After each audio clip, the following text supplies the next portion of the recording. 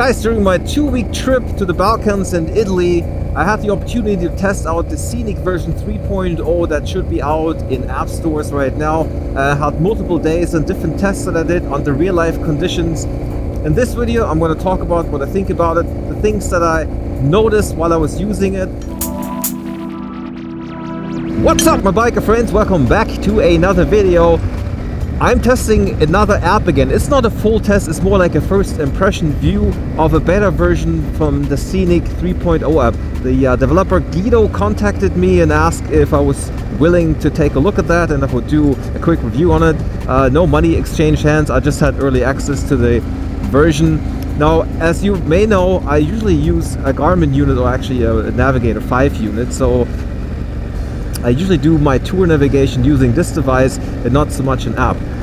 But of course that doesn't mean I never use apps. I tend to use apps quite a bit, but usually when I'm driving in my car, and of course I've used phone apps for motorcycle navigation. And the main reason why I don't do it, because I like having two devices. There's a lot of stuff that I do with my phone that if I'm occupying it with navigation, I can't, easily take photos. I don't have the radar on it. I can't look at my camera. So if I want to control my GoPro, so I want to just look at an image feed from my Sony camera, I can't really do that when I'm also using it for navigation. So at the moment, this is the reason why I have those tasks split up. And of course I have the Garmin unit, and I like planning my routes using Basecamp, despite the fact that it has steep learning curves and there's a few quirks about it that I don't like, but overall it's still the tool that I use to plan my routes. Nevertheless, I was using the SCENIC app on a few occasions, and I'll get into some of the details what I found out, and I'll show you a few clips of the things that stood out to me. Now, the new version of the SCENIC app looks really nice. I like the graphics update. I'm not quite sure what it changed in functionality. It had a lot of the features already in the 2.0 version. The fact that you could use GPX data to import and export is something quite unique. I think there's not a whole lot of apps out there that can do this. I haven't tried that particular part yet, and it's fully loaded with other features that I usually don't use. The whole community features and stuff, it isn't something that I use. But where an app comes in handy is when you have to sort of change around your tour. That's something that, especially on the old Garmin units, is a bit of a pain to start rerouting and setting new waypoints and doing that. That's better done on the computer, and especially on these slow devices here, it's really not that good on the Garmin unit. So I had to reroute a few times on my trip because it's late in the season. Some of the passes were blocked, or I couldn't go the route that I wanted to go while I was planning. So that was a good opportunity to test out SCENIC and use that. I'll show you a few clips of things that I found out as I was testing it. And I have to say, it's a really good app. I like the way it works. It works pretty fluently. I'll roll a few clips for you and give you sort of my first-hand impressions as they come along while I'm using the app and testing the app. Let's try SCENIC. So I pre-planned the route yesterday, and it's this one here. So with gloves that are touch sensitive, this works really well. So it shows me the route, and you know what I really like is the color coding of the route. So the red means higher elevation. That's a really cool feature. I wish the Basecamp had that, and that's sort of the height profile where I'm going today. So it shows you the highest elevation is 2,000 meters and the lowest is 440. I think that's pretty cool. Oh, you can actually go along here and see where that's at. So it's asking me to download the maps for Germany and Austria. I'm not doing that. I'm just using the online maps. And here's the route. And so the highlight area, the Knockelm road, is right down there. That looks good. It's actually pretty good to actually use with the touch interface. I mean, there's other things you can do with it, like this. So it makes it really easy to use gloves, and you see the bar dropping down. That basically, if you accidentally clicked on it, it just disappears and shows the map again. So that's pretty cool. I don't have any sound turned on. I usually don't anymore. I just go with the visuals, and I haven't used SCENIC in a very long time, but I'll talk about it in a minute. Anyway, let's get started. So guys, that's just the first thing that I noticed. Now, the first waypoint that SCENIC set It was actually just a little turn off, I think a bus stop or something. And I decided not to go through it, and I said to stay on the main road. So sometimes it sets waypoints in funny locations, and that was just the case. And it's trying to pull you back to that waypoint no matter what. So it's asking you to turn around now. There is an option to turn it off. And so if it gets near enough a waypoint and you pass it, then it will actually pass the waypoint, so you don't have this kind of thing. So I don't know if I can get that now from here while I'm riding.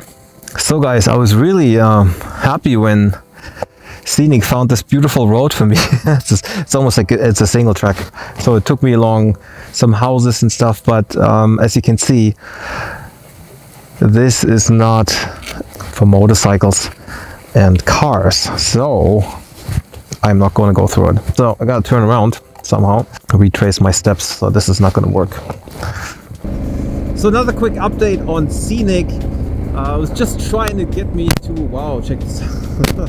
Cool. So it's just trying to get me to go to another private road. Same thing, I was not allowed for public traffic. So it's probably good to have the route recalculation feature turned on. I said in my other video that with the Garmin unit, I always have it turned off and then I try to find my way. In this case, I just went past the point and it's recalculating the route. Makes that a little bit easier, especially if you're not really so determined to go the exact route that the system has calculated for you. So if you see that, in this case it was pretty easy to go past it. The other occasion, obviously, I was going into the street, had to turn around. This is the second time within the first 20 minutes. Just another note on the SCENIC app. As you can see, my phone mount rotates, which is kind of cool.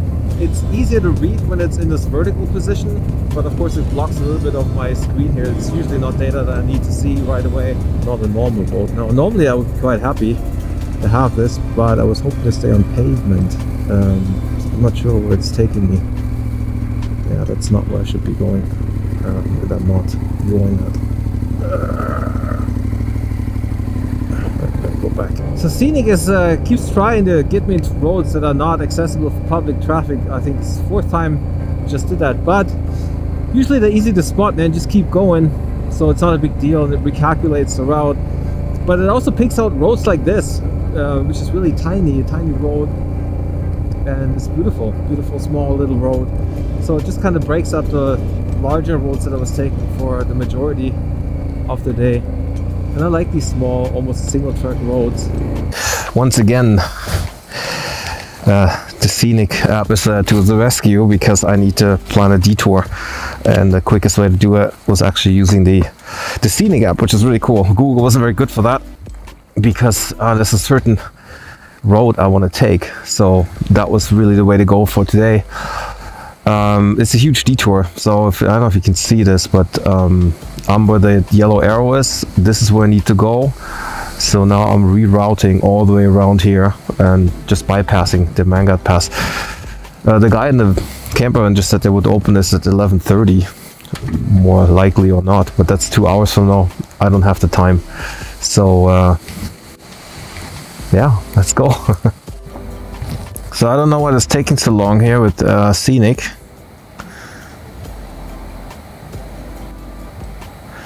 It appears if it has no reception, it won't calculate anything. So that is not a good thing. Let's try this again.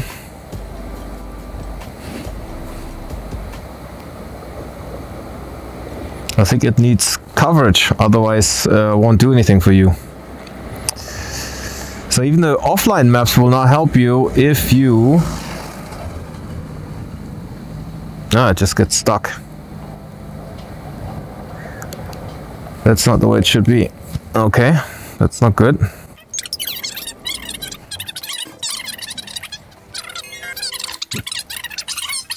I don't know why this is taking so long. So it's really either I go the north route or this... I think I'll just push on and make my way through it. What the heck? Let's see if there's any shorter way. That was sort of the idea. Punkte bearbeiten.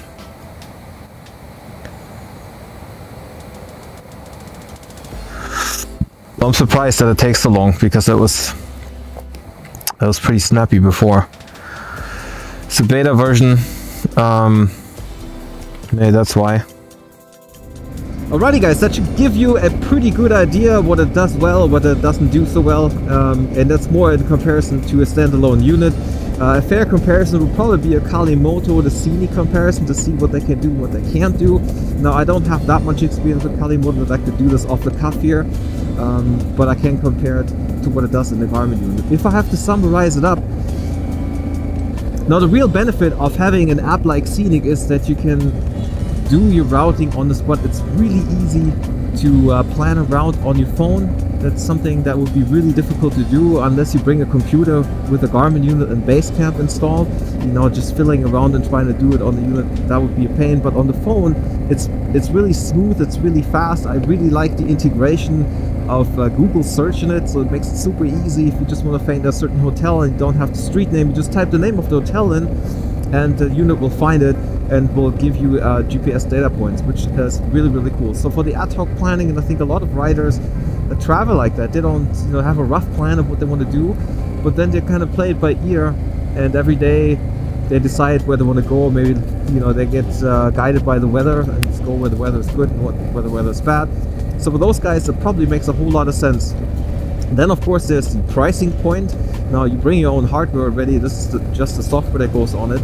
So of course there's a huge sort of cost and price benefit over a standalone Garmin unit, where you still have to pay an extra kit of hardware.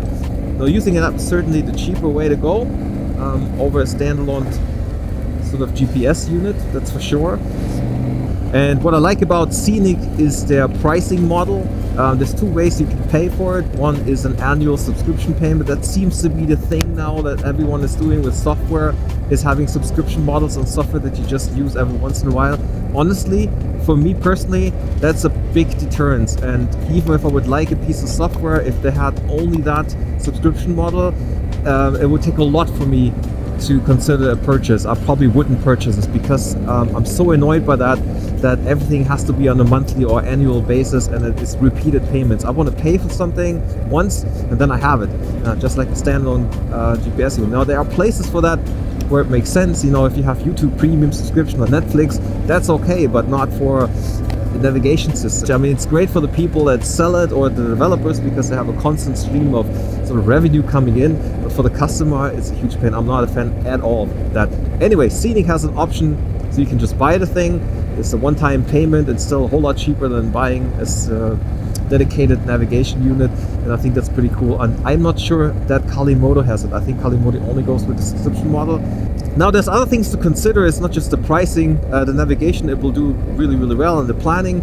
But of course, if you're using a device that uses a touchscreen, you need to have the right gloves to do this. Now these gloves will do it to some degree, but they're old, they're really thick leather, and I have to push on it a few times, and that's not the problem of the screen or the device, it's the problem of the gloves. So make sure all your gloves allow input. I have really good rain gloves that don't have that. So with the rain gloves, I couldn't necessarily use the touchscreen on the phone. That's a bit of a pain. The other thing that you have to consider when using a touchscreen on a phone like this, a device, it's also sensitive to rain and water. So especially the way I have it mounted here on the phone, there's water can get on it, and it will mess with the display, it will mess with the settings once you have big water drops coming in. Now if you mounted it where I've mounted my GPS units, it would be a bit more protected, especially with the larger windshield. But it's something you need to consider, that despite all the great things and the waterproofness that these devices offer, it's still sensitive to water drops, and it can be a pain, when this is the only thing that guides the way. So with that, in that regard, the standalone units that don't have the touch sensitive display are a bit more robust in that regard. Now I mentioned the thing that having two devices doing two different things. Of course you could have two smartphones or a mini tablet and a smartphone do the job for you. You wouldn't have to have the dedicated GPS unit that I have, and that I think opens up a lot of opportunities, because you can run different apps, the right kind of app for a specific use. There are tons of apps out there that are very good for off-road riding, that use different maps that have a lot more information for off-road tracks in there. So when you want to do all these things, then, you know, looking at a smart device and putting apps on it to do the navigation seems like a logical step, and I might go that route if I think about upgrading this unit here, the Garmin unit. At the moment it's still doing a fine job, but it's something that's in the back of my mind. So once you have that, then you have all these apps at your disposal, and then you use the best app for the respective application. So anyway, there's a few things that I mentioned throughout the video that basically sort of caught my eye, and I contacted the developer with that and just sent him a quick email of sort of, you know, just random things that I found. But I think the biggest gripe that I had was actually when I used it in Macedonia and Albania without phone coverage. I didn't have a data plan or phone coverage on my phone in that area, so I downloaded the offline maps in order to get proper navigation, and that worked fine. Also, when you know, when you do your planning, that worked really fine. The thing that didn't work is I wanted to change something and I wanted to add another viewpoint, or I wanted to search for something, and this would just lock up the SCENIC app for quite some time. And if I did some recalculation, it also took a long time. I'm not quite sure what happens in the background. My guess is it's just trying to connect to the cloud and pull data, and I can't get it, and then it just sits there until it times out, and then it continues. Now, an app that is so reliant on having the data in the cloud works great when there's access to it, and it does. SCENIC works really well when you have a stable internet connection, but when you don't have one, then it gets pretty annoying, you know, if you have to make quick changes. Now, I had the case where I was in Albania and I had a pretty bad road. I didn't know what the condition were of the road, so I considered turning around and just wanted to calculate the time to see how long of a detour it would be to just leave the route and go, you know, retrace my steps. Now, I didn't even attempt using Garmin for that. So I did try to use SCENIC to recalculate the route for Garmin. It would have been a pain, but you know, I was hoping SCENIC would do that for me, and it didn't. And then I just ended up just turning it off and just kept going the same route I was planning to go. So that's something that you need to consider. Now, in most of Europe, here in Italy, I have data coverage. It's not a problem at all to change around. I don't even have to download the maps as an offline map because I have good enough coverage, and it hasn't been a problem in the few days that I've used it. So that would probably be my biggest gripe. The fact that it ended up in some private roads, it's something that, you know, Garmin will do for you too. So, you know, none of these things are perfect. You still have to keep your eyes open to see where you're going. And as the software is being developed, I'm sure it's going to get fixed. Again, it was just off the cuff to see first impressions, how I would use the software. It was not meant to be a full thorough test on all the things that the software is good at, especially the functionality with GPX import and export. I know that's special to the software, and I haven't tried that yet, but if that's something that you're looking for, I think there aren't that many software tools that can do this. If you found this useful, if you did, give me a thumbs up. If you got questions, comments, leave them in the comment section. Thank you so much for watching. See you in the next video, guys. Stay safe, stay awesome. Take me back.